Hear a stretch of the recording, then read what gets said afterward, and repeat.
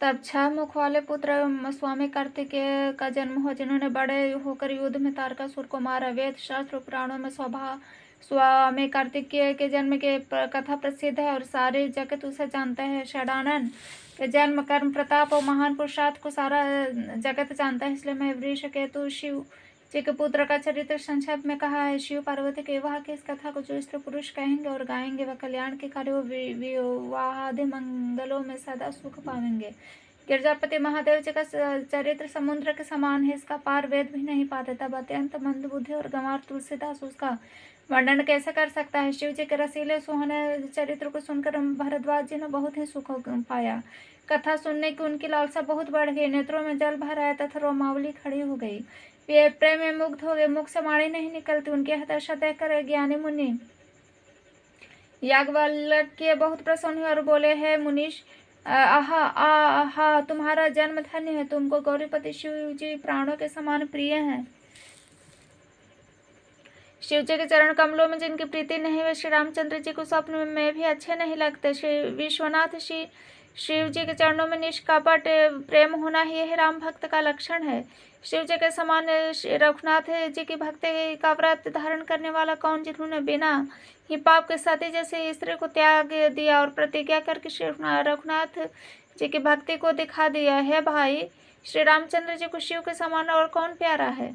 मैं पहले ही शिव जी का चरित्र का सुनाया, मैं भेद समझ लिया। तुम श्री रामचंद्र जी के पवित्र सेवक हो और समस्त दोषों से रहित हो। मैंने तुम्हारा गुण और शील जान लिया। अब मैं श्री रघुनाथ जी की लीला कहता हूँ, सुनो। हे मुनि सुनो, आज तुम्हारे मिलने से मेरे मन को जो आनंद हुआ वह कहा नहीं जा सकता। हे मुनीश्वर, रामचरित अत्यंत अपार है। 100 करोड़ शेष जी भी उसे नहीं कह सकते। तथापि जैसा मैंने सुना है वैसा वाणी के स्वामी प्रेरक और हाथ में धनुष लिए श्री प्रभु श्री रामचंद्र जी का स्मरण करके कहता हूँ। सरस्वती जी कठपुतली के समान है और अंतर्यामी स्वामी श्री रामचंद्र जी सूत पकड़कर कठपुतली को नचाने वाले सूत्रधार हैं। अपने भक्त जान पर जिस कवि पर वे कृपा करते हैं, उसके हृदय रूपी आंगन में सरस्वती जी को वे नचाया करते हैं। वो इन्हें कृपालु श्री रघुनाथ जी को मैं प्रणाम करता हूँ, उन्हीं के निर्मल गुणों की कथा कहता हूँ। कैलाश पर्वत में श्रेष्ठ और बहुत ही रमणीय है, जहाँ शिव पार्वती सदा निवास करते हैं।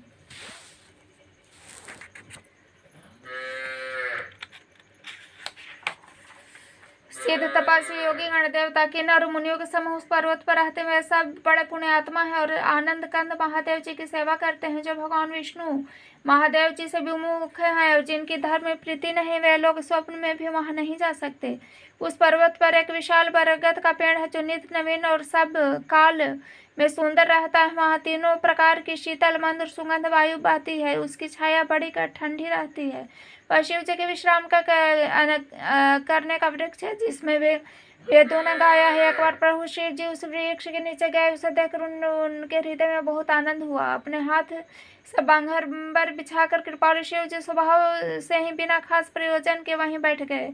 कुंद के पुष्प, चंद्रमा और शंख के समान उनका गौर शरीर था। बड़ी लंबी भुजाएं थी। वे मुनियों से वालकल वस्त्र धारण किए हुए थे।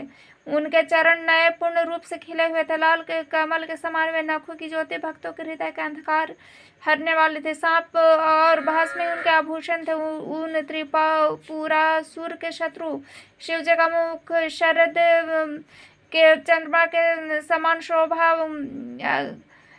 मुख पर शरद पूर्णिमा के चंद्रमा की शोभा को भी हरने वाला था। उनके सिर पर जटाओं का मुकुट और गंगा जी थी। उनके कमल के समान बड़े बड़े नेत्र थे। उनका नीलकंठ और वे सुंदरता के भंडार थे। उनके मस्तक पर द्वितीय का चंद्रमा शोभित था। कामदेव के शत्रु शिव जी वहां बैठे हुए ऐसे शोभित हो रहे थे, मानो शांत रस शरीर धारण किए बैठा हो। अच्छा मौका पाकर शिव पत्नी माता पार्वती जी उनके पास गई।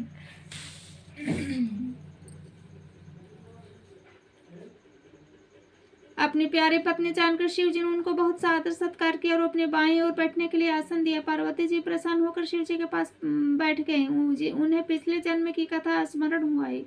स्वामी के हृदय में अपने ऊपर पहले की अपेक्षा अधिक प्रेम समझकर पार्वती जी हंसकर प्रिय वचन बोली। याज्ञवल्क्य जी कहते हैं, जो कथा सब लोगों का हित करने वाली हो उसे ही पार्वती जी पूछना चाहती हैं। पार्वती जी ने कहा, है संसार के स्वामी, है मेरे नाथ, हे त्रिपुरासुर का वध करने वाले, आपकी महिमा तीनों लोकों में विख्यात है। चर अचर नाग मनुष्य और देवता सभी आपके चरण कमलों की सेवा करते हैं। प्रभु आप समर्थ सर्वज्ञ और कल्याण स्वरूप है, सब कलाओं गुणों के निधान है और योग ज्ञान तथा वैराग्य के भंडार है। आपका नाम शरणागतों के लिए कल्प वृक्ष है।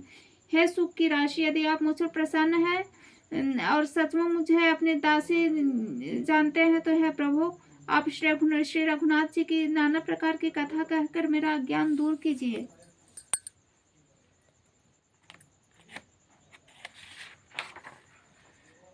जिसका घर कल्प वृक्ष के नीचे हुआ भला दरिद्रता से उत्पन्न दुख को क्यों सहेगा। हे शशिभूषण, हे नाथ, हृदय में ऐसा विचार कर मेरे बुद्धि के भारी भ्रम को दूर कीजिए। हे प्रभु, जो परमार्थ तत्व के ज्ञाता और वक्ता मुनि हैं, जो श्री रामचंद्र जी को अनादि ब्रह्म कहते हैं और शेष सरस्वती वेद और पुराण सभी श्री रघुनाथ जी का गुण गाते हैं, और हे कामदेव के शत्रु, आप भी दिन रात आदर पूर्वक राम राम जपा करते हैं। राम वही अयोध्या के राजा के पुत्र है या अजन्मा निर्गुण अगोचर कोई और ही राम है।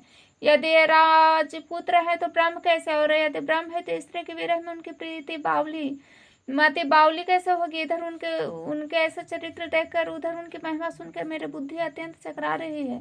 यदि इच्छा रहित व्यापक समर्थ ब्रह्म और कोई हो तो है नाथ, मुझे समझा कर कहिए। मुझे नादान समझकर मन में क्रोध न लाइए। जिस तरह मेरी मोह दूर हो वही कीजिए। मैंने पिछले जन्म में वन में श्री रामचंद्र जी के प्रवक्ता देखे थे, किंतु अत्यंत भयभीत होने के कारण मैंने यह बात आपको सुनाई नहीं थी। तो भी मेरे मलिन मन को बोध न हुआ, उसका फल भी मैंने अच्छी तरह पा लिया। अब मेरे मन में कुछ संदेह, आप कृपा कीजिए। मैं हाथ जोड़कर विनती करती हूँ। हे प्रभु, आपने उस समय मुझे बहुत तरह से समझाया था, फिर भी मेरा संदेह नहीं गया है। नाथ, यह सोचकर मुझ पर क्रोध न कीजिए। मुझे अब पहले जैसा मोह नहीं है। अब तो मेरे मन में राम कथा सुनने की रुचि है। हे शेषनाग को अलंकार रूप में धारण करने वाले देवताओं के नाथ, हम श्री रामचंद्र जी के गुणों की पवित्र कथा कहिए। मैं पृथ्वी पर सिर टेक कर आपके चरणों की वंदना करती हूँ और हाथ जोड़कर विनती करती हूँ। वेदों के सिद्धांत को निचोड़ कर श्री रघुनाथ जी का निर्मल यश वर्णन कीजिए। यद्यपि स्त्री होने के कारण मैंने उसे सुनने के अधिकारिणी नहीं हूँ, तथापि मैं मन वचन कर्म से आपकी दासी हूँ। संत लोग जहाँ आर्त अधिकारी पाते हैं, वहाँ गूढ़ तत्व भी उनसे नहीं छिपाते। हे देवताओं के स्वामी, मैं बहुत ही आर्त भाव से पूछती हूँ, आप मुझ पर दया करके श्री रघुनाथ जी की कथा कहिए। पहले तो वह कारण विचार बतलाइए जिससे निर्गुण ब्रह्म सगुण रूप धारण करता है। फिर हे प्रभु, श्री रामचंद्र जी के अवतार की कथा कही तथा उनका उदार बाल चरित्र कहे। फिर जिस प्रकार उन्होंने श्री जानकी जी से विवाह किया वह कथा कही, और वह बताइए कि उन्होंने जो राज्य छोड़ा वो किस दोष से।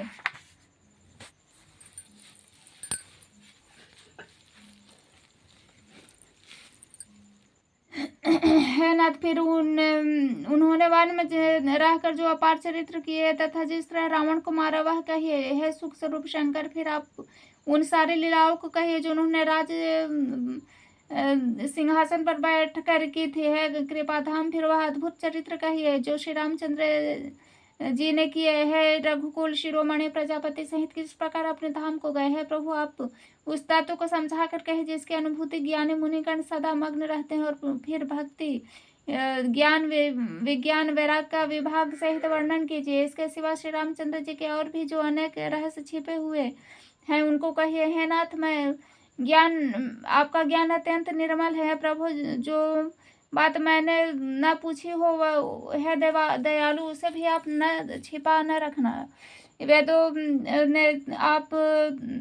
वेदों ने आपको तीनों लोगों का गुरु कहा है। दूसरे पामर जीव इस रहस्य को क्या जाने। पार्वती जी के साथ सुंदर छल रहित प्रश्न सुनकर शिव जी के मन में को बहुत अच्छे लगे। श्री महादेव जी के हृदय में सारे रामचरित्र आ गए। प्रेम के सारे के मारे उनका शरीर पुलकित हो गया और नेत्रों में जल भर आया। श्री रघुनाथ जी का रूप उनके हृदय में आ गया, जिसने स्वयं में परमानंद स्वरूप शिव जी भी अपार सुख पाया।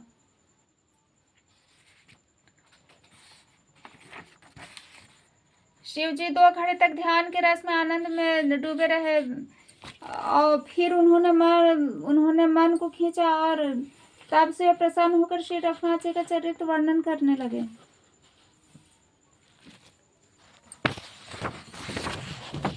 जिसके बिना जाने झूठ भी सत्य मालूम हो, जैसे बिना पहचाने रस्सी में सांप का भ्रम हो जाता है, जिसके ज्ञान जान लेने पर जगत उसी तरह लोप हो जाता है, जैसे जागने पर स्वप्न का भ्रम जाता रहता है। मैं उन्हीं श्री रामचंद्र जी के बाल रूपी की वंदना करता हूँ, जिसका नाम जपने से सब सिद्धियां सहज ही प्राप्त हो जाती है। मंगल के धाम मंगल हरने वाले श्री दशरथ जी के आंगन में खेलने वाले बाल रूप श्री रामचंद्र जी मुझ पर कृपा करें।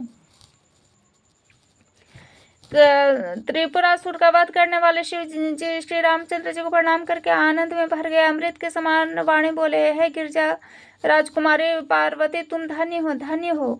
तुम्हारे समान कोई उपकारी नहीं है। जो तुमने श्री रघुनाथ जी का कथा का प्रसंग पूछा, तो जो कथा समस्त लोगों के लिए जगत को पवित्र करने वाले गंगा जी के समान है। तुमने जगत के कल्याण के लिए प्रश्न पूछे हैं। तुम श्री रघुनाथ जी के चरणों में प्रेम रखने वाली हो पार्वती। मेरे विचार से तो श्री रामचंद्र जी की कृपा से तुम्हारे मन में स्वप्न में भी शोक मोह संदेह भ्रम कुछ भी नहीं है। फिर भी तुमने इसलिए वही पुरानी शंका की इस प्रसंग कहने सुनने से सबका कल्याण होगा। जिन्होंने अपने कानों से भगवान की कथा नहीं सुनी, उनके कान छिद्र सांप के बिल के समान है। जिन्होंने अपने नेत्रों से संतों के दर्शन नहीं किए, उनके वे नेत्र मोर के पंख पर दिखने वाले नकली आंखों की गिनती में है। वे सिर कड़वी तुम्बी के समान है, जो श्रीहरि और गुरु के चरण तल पर नहीं झुकते। जिन्होंने भगवान की भक्ति को अपने हृदय में स्थान नहीं दिया, वे प्राणी जीते हुए भी ही मुर्दे के समान है। जो जीव श्री रामचंद्र जी के गुणों का गान नहीं करते, वह मेढक की जीभ के समान है। वह हृदय वज्र के समान कड़ा और निष्ठुर है, जो भगवान के चरित्र सुनकर हर्षित नहीं होता है। पार्वती, श्री रामचंद्र जी की लीला सुनो। वह देवताओं का कल्याण करने वाले, दैत्यों को विशेष रूप से मोहित करने वाली है। श्री रामचंद्र जी की कथा कामधेनु के समान, सेवा करने से सब सुखों को देने वाली और सत्पुरुषों के समाज ही सब देवताओं के लोक है। ऐसा जानकर इसे कौन न सुनेगा। श्री रामचंद्र जी की कथा हाथ की सुंदर ताली है, जो संदेह रूपी पक्षियों को उड़ा देती है। फिर राम कथा कलयुग रूपी वृक्ष को काटने के लिए कुल्हाड़ी है। गिरिराज कुमारी, तुम इसे आदर पूर्वक सुनो। वेदों में श्री रामचंद्र जी के सुंदर नाम, गुण, चरित्र, जन्म और कर्म सब अगणित हैं। जिस प्रकार भगवान श्री रामचंद्र जी अनंत हैं, उसी तरह उनकी कथा, कीर्ति और गुण भी अनंत हैं। तो भी तुम्हारे अत्यंत प्रीति देखकर जैसा कुछ मैंने सुना हूँ, जैसे मेरी बुद्धि, उसी के अनुसार मैं कहूँगा। हे पार्वती, तुम्हारा प्रश्न स्वाभाविक ही सुंदर, सुखदायक और संत सम्मत है, और मुझे तो बहुत ही अच्छा लगा। परंतु यह पार्वती, एक बात मुझे अच्छी नहीं लगी है, तो वह तुमने मोह के वश होकर ही कही है। तुमने जो यह कहा कि वे राम कोई और, जिन्हें वेद गाते हैं मुनिजन, जिनका ध्यान करते हैं, जो मोह रूपी पिशाच के द्वारा ग्रस्त है, पाखंडी है, भगवान के चरणों से विमुख है, जो झूठ सच कुछ भी नहीं जानते, ऐसे अधम मनुष्य इस तरह कहते सुनते हैं। जो अज्ञानी, मूर्ख, अंधे और भाग्यहीन हैं, जिनके मन रूपी दर्पण पर विषय रूपी काई जमी हुई है, जो व्यभिचारी, छली और बड़े कुटिल हैं, जिन्होंने कभी स्वप्न में भी संत समाज के दर्शन नहीं किए और जिन्होंने अपने लाभ हानि नहीं सूझती, वे ही ऐसी वेद विरुद्ध बातें कहा करते हैं, जिनका हृदय रूपी दर्पण मैला है और जो नेत्रों से हीन हुए बेचारे श्री रामचंद्र जी का रूप कैसे देखें। जिनको निर्गुण स्वगुण का कुछ भी विवेक नहीं है, जो अनेक मनगढ़ंत बातें बका करते हैं, जो श्रीहरि के माया के वश में होकर जगत में भ्रमते फिरते हैं, उनके लिए तो कुछ भी कह डालना असंभव नहीं है। जिन्हें वायु का रोग, सन्निपात, उन्माद आदि हो गया है, जो भूत के वश में हो गए हैं और जो नशे में चूर है, ऐसे लोग विचार कर वचन नहीं बोलते। वो जिन्होंने महामोह रूपी मदिरा पी रखी, उनके कहने पर कान न देना। अपने हृदय में ऐसा विचार कर संदेह छोड़ दो, श्री रामचंद्र जी के चरणों को भजो। है पार्वती, भ्रम रूपी अंधकार के नाश करने के लिए सूर्य की किरणों के समान मेरे वचनों को सुनो। सगुण और निर्गुण में कुछ भी भेद नहीं है। मुनि, पुराण, पंडित, वेद सभी ऐसा कहते हैं। जो निर्गुण, अरूप, अलख और अजन्मा, वही भक्त के प्रेम वर्ष सगुण हो जाता है। जो निर्गुण है वही सगुण है। कैसे? जैसे जल और ओले में भेद नहीं है, दोनों ही जल है, ऐसे ही निर्गुण और सगुण एक ही है। जिसका नाम भ्रम रूपी अंधकार को मिटाने के लिए सूर्य है, उनके लिए मोह का प्रसंग भी कैसे कहा जा सकता है। श्री रामचंद्र जी श्री सत्यानंद घन का रूप सूर्य है, वह मोह रूपी रात्रि का लवलेश भी नहीं है। वे स्वभाव से है प्रकाश रूप और ऐश्वर्य युक्त भगवान है, वह तो विज्ञान रूपी प्रातः काल भी नहीं होता। अज्ञान रूपी रात्रि हो तब तो विज्ञान रूपी प्रातः काल हो। भगवान तो नित्य ज्ञान स्वरूप हैं।